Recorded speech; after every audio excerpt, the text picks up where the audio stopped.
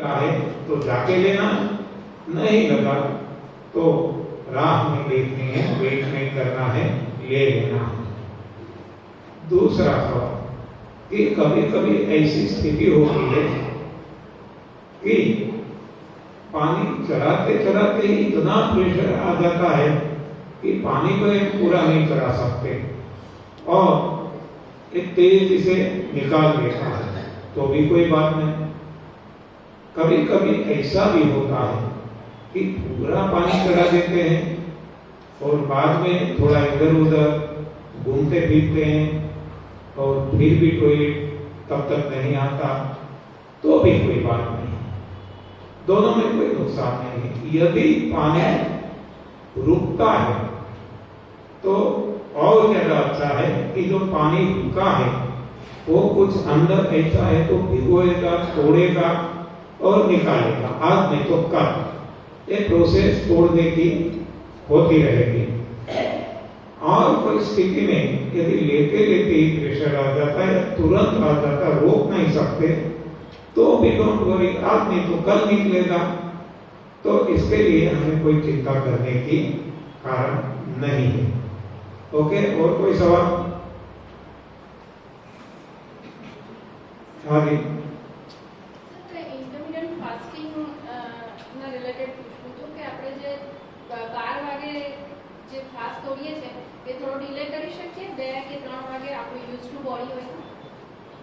सवाल है जिसको हम इंटरमिटेंट फास्टिंग से जानते हैं, जो यहाँ 8 घंटे के लिए कहते हैं उठने के बाद। इसको लंबा कर सकते हैं क्या? तो देखो, ये जो फास्टिंग है इसको हम क्या कहते हैं? लंघन। और लंघन किस लिए है? लंघनम परम औषधम, यानी ये औषध का कार्य करता है कि करवाने के लिए लेते हैं। और औषध यहाँ क्या है? सफाई। तो इस सफाई के लिए जब हम शरीर को मौका देते हैं, कुछ भी भीतर नहीं, अंदर नहीं डालते स्टमक में, तो इसको सफाई का मौका मिलता है। जितना हम लंबा ज्यादा सफाई का मौका देंगे लंबे समय तक, तो एक गेज सफाई कर सकेगा, तो ये और ज्यादा अच्छी बात है। यानी कि मानो आज 12 घंटे तक, 12 बजे तक हमने ये लंघन किया, इसमें जितना भी हम बढ़ा सके, इसलिए हम कहते हैं कि कम से कम 8 घंटे। इतना मतलब है, मैक्सिमम की कोई लिमिट नहीं, मिनिमम की लिमिट दी गई है कि मिनिमम 8 घंटे तो कम से कम डेली करो। बाकी जितना हमसे हो सकता है ज्यादा करेंगे, इतना ज्यादा फायदा होगा। ओके, हाँ, और कोई सवाल? 8 घंटे में करते हैं। हाँ जी, पहले महीना हो ત્યારે આપણે 2 ટાઈમ લઈએ એમાં સેકન્ડ મંથ ને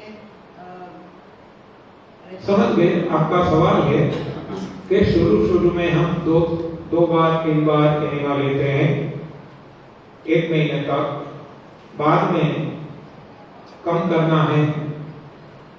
ये आपको खुद को पता चल जाएगा। हम ऐसे कॉमन रूल ऐसा कहते हैं कि 3 महीने तक ट्वाइस ए डे डेली लेते रहो। लेकिन ऐसा जरूरी नहीं है, कोई रूल नहीं है, नियम नहीं है, ये सफाई है। तो हर किसी के भीतर कैसी कैसी गंदगी भरी है वो हमें पता नहीं है, इसलिए आमतौर पर 3 महीने हम एक ऑब्जर्वेशन से हमने ये समय तय किया है। किसी को ऐसा लगता है कि 15 दिन में मेरी तो सारी सफाई हो चुकी है, अब जरूरत नहीं है, तो बंद भी कर सकते हैं। किसी को 3 महीने के बाद भी ऐसा लगता है कि अभी ये गंदा निकल रहा है, इतना इसमें पड़ा होगा, तो इट कैन बी कंटिन्यू। तो ये हमें हमारा खुद का जज बनना है, हमें तय करना है। हमारे शरीर की स्थिति क्या है हमें पता है और किसी को पता नहीं चलता, कोई डॉक्टर को भी नहीं और किसी को भी नहीं। इसलिए इसके कोई खास रूल्स नीति नियम नहीं है, खुद को तय करना है। और तो मैंने शायद बताया था कि बहुत सारे डॉक्टर्स भी आ गए हैं, आम आदमी तो है, कॉमन मैन तो है, लेकिन डॉक्टर्स भी कई सारे हैं जो लगातार दिन में 2 बार 7-7, 8-8 सालों से एनिमा ले रहे हैं, क्योंकि उनको पता है कि इससे कोई नुकसान नहीं है।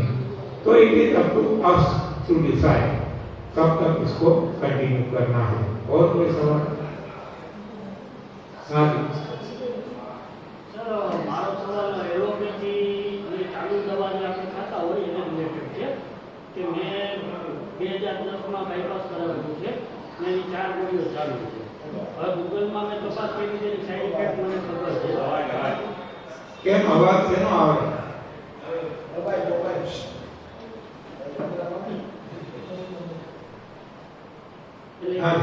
એની 4 ગોળીઓ મને પ્રિસ્ક્રાઇબ કરી છે ને છેલ્લા 12 વર્ષથી હું કન્ટિન્યુ લઉં છું, બરોબર। હવે એ મારે મૂકવી છે, પણ મને ડર એ વાતનો છે કે મારા ડૉક્ટરે એવું કહ્યું છે કે ભાઈ આ મૂકશો તો તમને પાછું હતું એના બ્લોકેજ ચાલુ થઈ જશે। તો એ ડર દૂર કરવા કેવી રીતે આપણે કેવી રીતે દૂર થઈ શકે?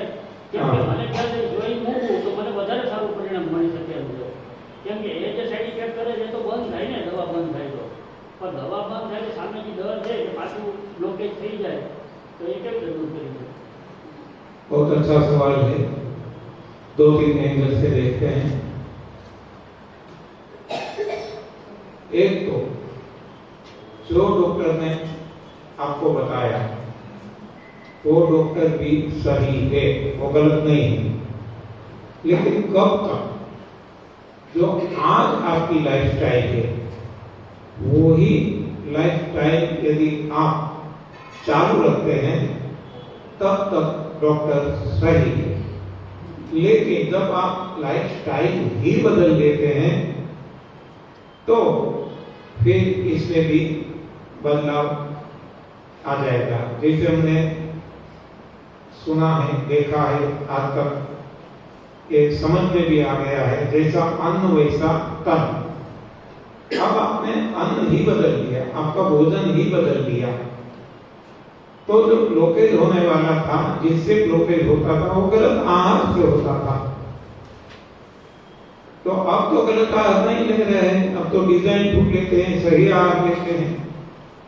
जो कोई ब्लड को पतला करने की दवाइयां देते हैं, और क्यों कि ऐसा गलत भोजन खाते थे जिसके हिसाब से ये हमारा रक्त ब्लड लहू एक घट हो जाता था।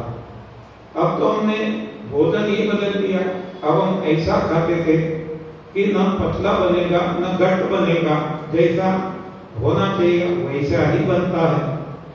तो अब यहाँ डॉक्टर ने जो आपको बताया ये अब अप्लाई नहीं होगा, वो तब तक अप्लाई होगा जब तक आप वही राह पे चलते हैं, वही गलत खाना खाते हैं। लेकिन जब खाना बदल देते हैं तो इसमें भी बदलाव आएगा। अभी जो आपने डायबिटीज का केस सुना, इसमें डॉक्टर ने खुद दवाई में बदलाव किया। बाकी डॉक्टर मानते हैं कि दवाई शुरू हुई कभी बंद नहीं होती, बढ़ सकती है, कम भी नहीं होती, जबकि यहाँ वो डॉक्टर ही बंद करवा लेंगे, क्योंकि जब रिपोर्ट्स नॉर्मल आने लगेंगे तो दवाई कम करते जाएंगे। एक है। दूसरा कि यहाँ कोई डॉक्टर है तो इसको हाँ होंगे, मुझे पता है, तो बुरा मत मानना। ये जो है एक ज्ञान के साथ गम्मत के साथ ज्ञान पाना है, इसलिए भी। और दूसरा कि ये सत्य की खोज है। यहाँ रोग नाबूदी वो तो एक बाई प्रोडक्ट है। रोग के यहाँ कोई मूल्य ही नहीं है, यहाँ मूल्य है मानव जीवन का। मानव जीवन जो हमें मिला है इसको उजागर करना है, अगला दिन हमें सुधारना है। तो बड़े भाग मानुष कम पावा, सुर दुर्लभ सतगंत गावा, साधु नाम मोक्ष द्वारा पाई न से परलोक सवारा। वे परलोक सवारने का एक तप सेवा स्मरण का मार्ग है। तो केवल रोग पे ध्यान नहीं देना है, रोग पे ध्यान देना अवश्य पड़ेगा। जब तक शरीर ही काम नहीं करेगा तब तक शरीर धर्म खलु साधना, तब तक हम कुछ नहीं कर सकेंगे। लेकिन शरीर पे इतना जोर नहीं देना है जो आज सारी दुनिया दे रही है, क्योंकि पता ही नहीं है, होता ही नहीं है कुछ, इसमें हम इससे बाहर ही नहीं आ सकते। लेकिन हमें शरीर जब स्वस्थ हो जाए, निरोग हो जाए, अब हमें और सोचना है, इंद्रियों में मजबूती लाना है, कमजोरी दूर करना है, शक्ति का प्रागट्य करना है। आगे मेंटल टेंशन से जो आज सारी दुनिया ग्रसित है, तो ये टेंशन को हटाना है और मौज मजा मस्ती आनंद से अखंड आनंद, निजानंद, सहजानंद, प्रेमानंद में जीना है। यानी एक के बाद हमें एक ऊपर उठना है। केवल रोग नाबूदी पे जीवन खत्म नहीं कर देना है। आगे आगे हर कोई रोग, इंद्रियों के रोग, बाद में मन के रोग, बाद में बुद्धि के रोग, चित्त के रोग, आत्मा के रोग, ये सभी को हटाकर आत्मा को परमात्मा से मिलाना है, योग करवाना है, वहां तक हमें पहुंचना है। इसलिए केवल रोग में फंसे ना रहे। तो जो आपने बताया, एक केवल जोक के लिए कहता हूं, इसलिए मैंने बताया, कोई बुरा न माने।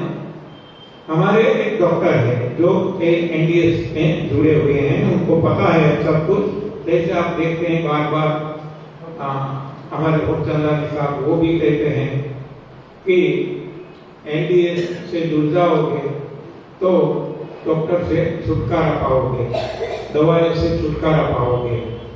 तो ऐसे कोई एक डॉक्टर है, वो बताते हैं कि सफल डॉक्टर कौन, सफल डॉक्टर कौन। तो ज्यादातर हम लोग क्या जवाब देते हैं, जिसने बहुत सारे मरीज को ट्रीट किया है, नंबर ऑफ पेशेंट्स को ट्रीट किया है और बहुत सारे रोगियों को ठीक किया है। तो वो डॉक्टर बताते हैं कि ट्रीट तो करते हैं, ठीक करने की उसके पास कोई है ही नहीं। कोई भी डॉक्टर किसी को खुद को भी ठीक नहीं कर सकता। तो अब आप बताओ कि सफल डॉक्टर कौन? जो दवाई बंद करवा दे, वो दवाई बंद करवा दे, वो सफल डॉक्टर। दवाई बंद, उसके पास तो दवाई ही है। देखो प्रिस्क्रिप्शन कैसे लिखना, इसके लिए भी समझाया जाता है। सुबह दिखा, केवल लिखना है, प्रिस्क्रिप्शन वो भी कैसे लिखे, इसके लिए भी समझाया जाता है। तो उसका तो काम ही है दवाई देना, वो कभी दवाई बंद नहीं करवाएगा, कभी नेवर, कम करवा देगा। जब भी हम जाएंगे तो हमें कहेगा, चाहे डायबिटीज हो, चाहे बीपी हो, चाहे हार्ट अटैक हो, चाहे टीबी हो, कैंसर हो, सबसे पहले कहेंगे कि दवाई आपको लाइफ लॉन्ग लेना है, बराबर। हर रोग चाहे कोई भी हो, क्योंकि उनको वही पढ़ाया है। डॉक्टर का दोष नहीं है, मैं बार बार कहता हूं, लेकिन पढ़ाई अलग है।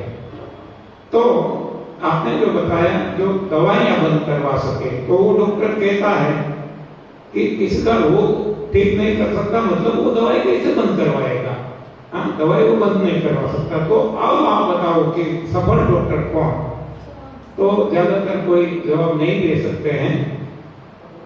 तब वो खुद बताते हैं कि देखो मैं बताऊं, सफल डॉक्टर वो है जो पेशेंट को या तो पेशेंट के रिश्तेदारों को सबसे ज्यादा डरा सकता है, वो सपना।